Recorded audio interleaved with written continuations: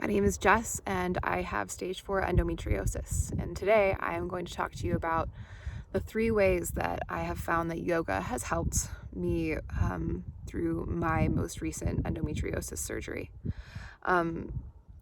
So I was diagnosed with endometriosis in May of 2019. My first surgery was a shit show, for a lack of better words. He had to cut me open just over 8 inches because I had internal bleeding and they were afraid they had cut a major artery.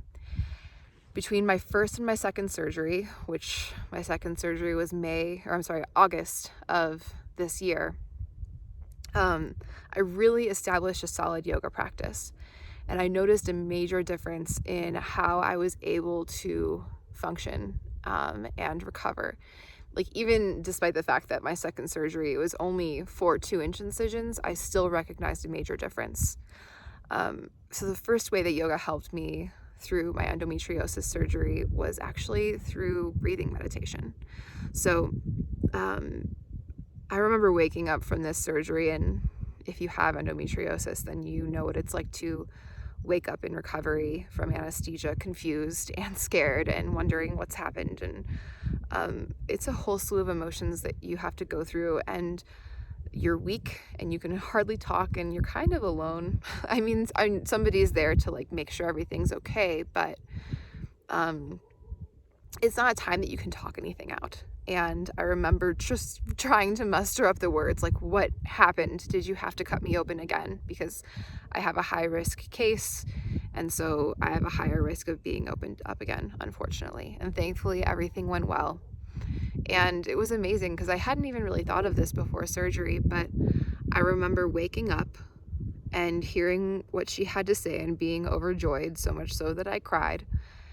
And then I practiced a breathing technique. It's a yogic breathing technique where you take, I think it's these 2 fingers here, could be these 2, but you take these 2 fingers here, and what you do is you take your thumb right here, and you cover one nostril, and you breathe in, and you hold, and then you breathe out your other nostril. And you breathe in, and you breathe out your other nostril. Looks funny, feels good.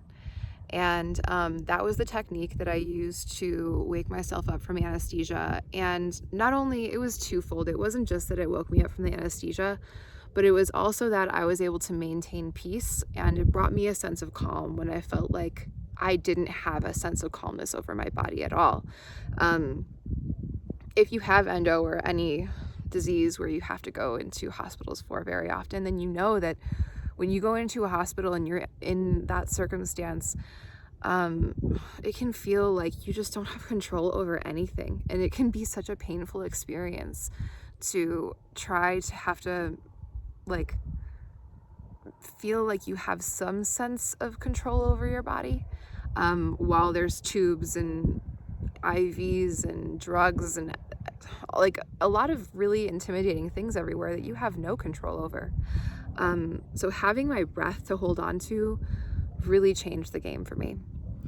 So that helped me wake up from the anesthesia, and I feel like my experience was a lot less traumatic because of that.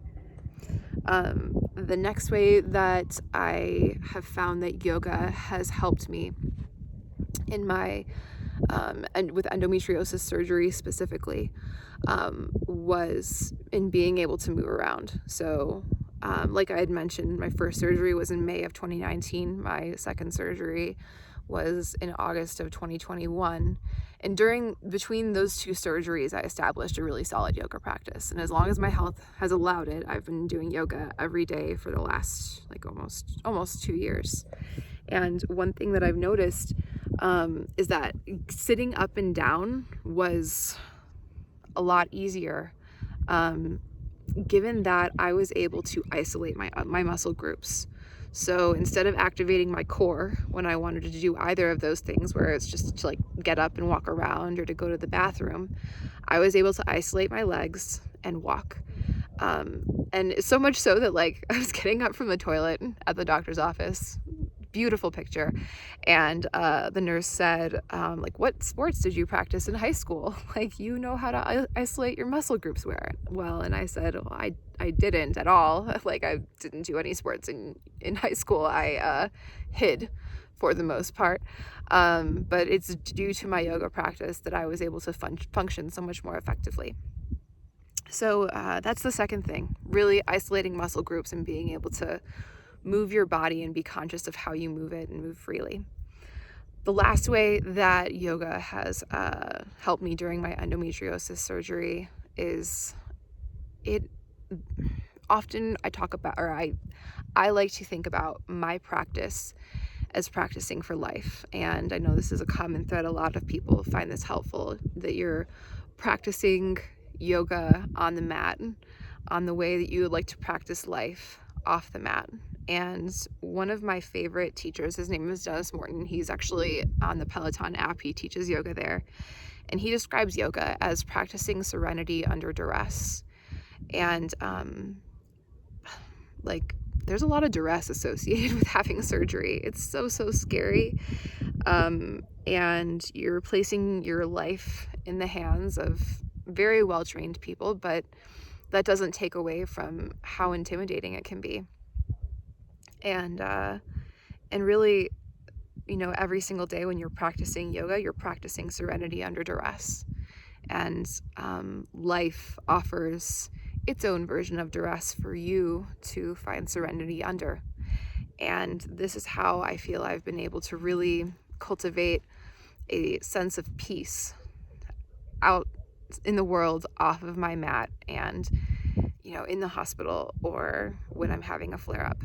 So, I mean, all three of these things, like isolating muscle groups, you know, being able to use breathing techniques when you can hardly keep your eyes open and you're recovering, practicing serenity under duress. These are all ways that yoga has helped me function better as a person who is healing. And I wanted to share that with you because it's been really life-changing, and it's given me a strong sense of peace that I didn't know I could have.